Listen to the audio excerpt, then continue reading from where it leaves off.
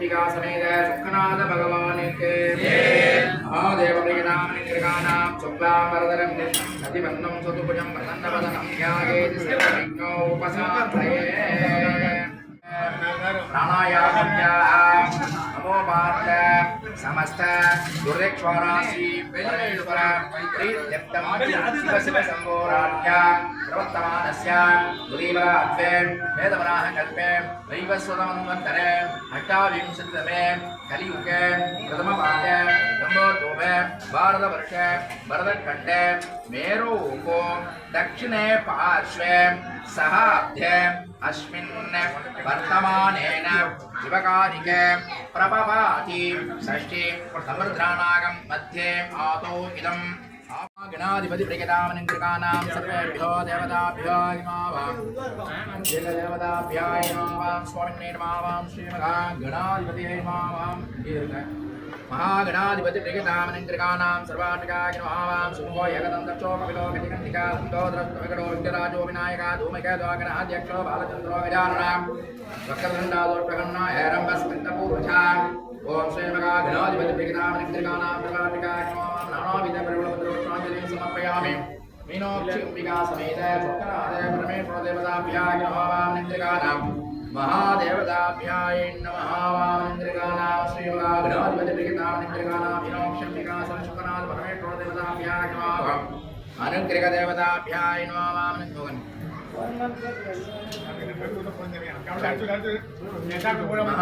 महादेवताभ्याय नमः गणाधिपति प्रगतामनिन्द्रिकानां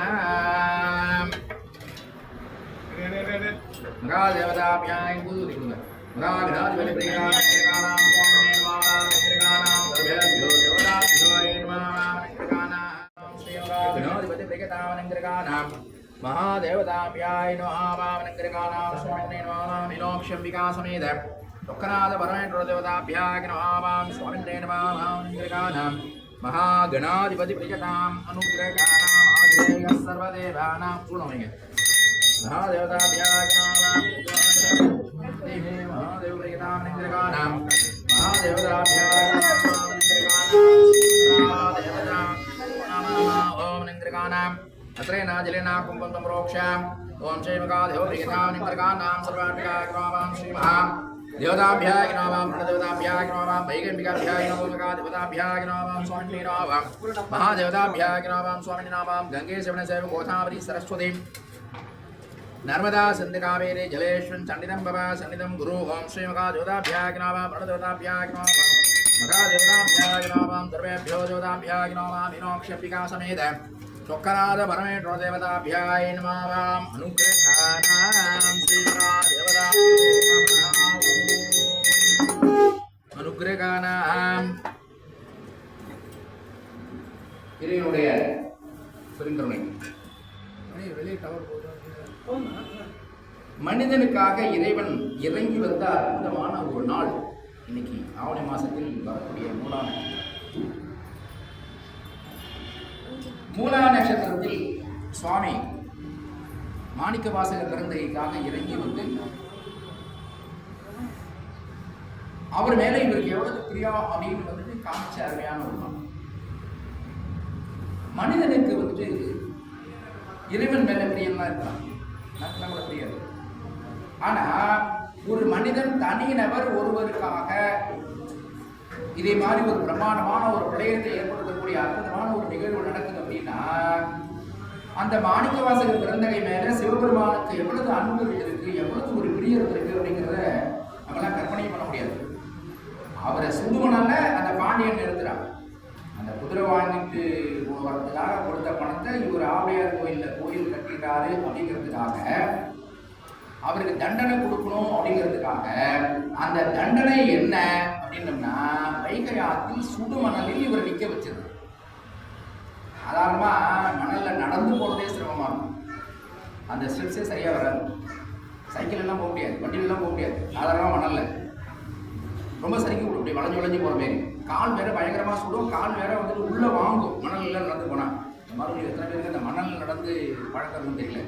ஏன்னா ஆத்தெல்லாம் கிராஸ் பண்ணும்போது பார்த்தோம் அப்படின்னா நடந்து போகிறதுங்கிறது அவ்வளோ சாதாரணமான விஷயம் இல்லை. அதுவும் அதுலேயே நிறுத்திடுறது வெயில்ல எவ்வளோ பெரிய கொடூரமான ஒரு தண்டனை. இந்த தண்டனைக்காக தான் சுவாமி வந்து வைகையில் தண்ணியை வரவழைக்கிறார். அப்போ மாணிக்கவாசக பெருந்தகை மேலே எவ்வளவு அன்பு! தனி நபர் ஒருவருக்காக மேலேருந்து சுவாமி இறங்கிவிடார். இதுக்கு மேலே இன்னொரு தத்துவம் ஒன்று இருக்கு. அந்த முதுகில் அடி வாங்கிறது. இந்த சுவாமி வந்துட்டு சுவாமி மேலே பட்ட உடனே உலக ஜீவராசிகள் எல்லாத்து மேலேயும் முதுகில் வந்துட்டு அடி விழுது. அப்போ முதுகில் ஏன் அடி விழுது அப்படின்னா அதுக்கு ஒரு தத்துவம் இருக்கு. முதுகு அப்படிங்கிறது தான் தண்டுவடம்னு ஒன்று. அந்த தண்டுவடம்னு ஒன்று நல்லா இருந்தால் மட்டும்தான் மனிதனால் ஏந்திரிச்சு நிற்க முடியும். தண்டுவடம் அது வந்து பார்த்தோம்னா நம்ம எல்லாம் கும்பிட்ற அந்த ராகு கேது பாம்பு பின்னிட்டு இருக்கிற மாதிரி அப்படிதான் தண்டுவடம். முதல்லையே நம்ம நிறையா வாட்டி நம்மளுடைய பதிவில் சொல்லிடுவோம். அந்த ராகு கேது அந்த பின்னிட்டு இருக்கிறது வந்து பார்த்தோம் அப்படின்னா மனிதனுடைய சுய முயற்சி. ராகு கேதுனால சுய முயற்சி. அந்த ராகு கேது பின்னிட்டு இருக்கிறத எது காமிக்குது அப்படின்னா இன்னைக்கு இருக்கிற அறிவியல் அந்த முதுகு தண்டுவடம் அப்படிதான் இருக்கும். அதுக்கு மேலே இந்த டிஎன்ஏ ஆர்என்ஏ மனிதனுடைய அந்த குரோமோசோம்ஸ் ஜீன்ஸ் அதெல்லாம் வந்துட்டு கடத்துகிற அந்த டிஎன்ஏ ஆர்என்ஏ குரோமோசோம்ஸ் எல்லாமே பாம்பு மாரி தான் இருக்கும். அதுதான் முதல்ல நம்ம நிறையா வாட்டி சொல்லியிருக்கோம். அதே மாதிரி அந்த முதுகு தண்டுவடத்தில் பட்டதுனால தான் வந்து பார்த்தோம் அப்படின்னம்னா எல்லார் மேலேயும் படும். அதனால தான் முதுகில் அடிப்பட்ட மாரி ஒரு கணக்கு. ஆகையினால நாம்லாம் பிரியமா இறைவனுடைய இருந்தோம் என்னால் இறைவன் நம்மை நோக்கி நிறையா வருவார். நம்ம ஒரு ஸ்டெப் எடுத்து வச்சோம் அப்படின்னா சுவாமி நம்மளுக்கு நோக்கி 10 ஸ்டெப் எடுத்து வைப்பாருன்னு ஒரு தாற்பயம். அதனால மாணிக்கவாசக பெருந்தகைக்காக நடந்த அற்புதமான லீலையில் 23 லீலை இது ஒரு அற்புதமான ஒரு லீலை. அதனால நம்ம எல்லாம் சேர்ந்து பிரார்த்தனை பண்ணுவோம். நமக்கெல்லாமல் சுவாமி இறங்கி வரணும். நம்ம எல்லாம் நிறையா டெய்லி சொல்கிறோம் வேண்டத்தக்கது அடிவோய் வேண்ட முழுதும் தருவோயினே அப்படின்னு. நமக்கு என்ன வேணுமோ அதெல்லாம் ஒரு அற்புதமான கடவுள். ஆகையினால அந்த கடவுளை பிரார்த்தனை பண்ணிப்போம். இப்போ அந்த தண்ணி மாணிக்கண்ணே அப்படி கொஞ்சம் ஏஞ்சுவாங்க. ஏஞ்சுக்கணும் ஓகேண்ணா. அங்கே வைகை வர வச்சு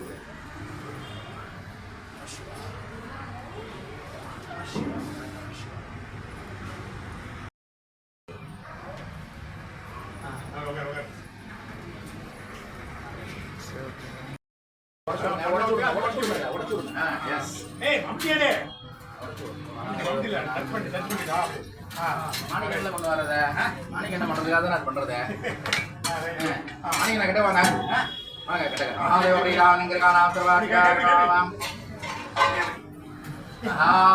பிரிகதாம் நிங்கிருக்கானாம் சர்வே பெல்ல போட்டு விடுங்கப்பா. மகாதேவ பிரியாம் நிங்கிருக்கா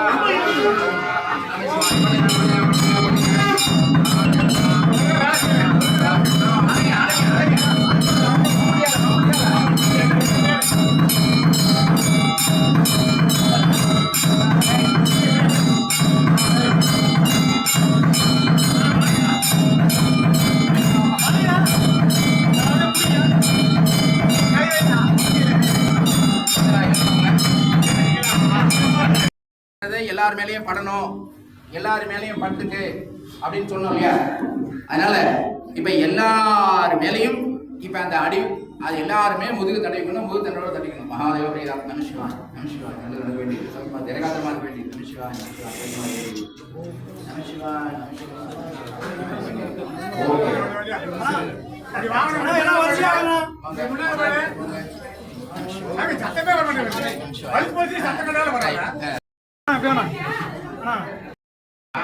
திருப்பி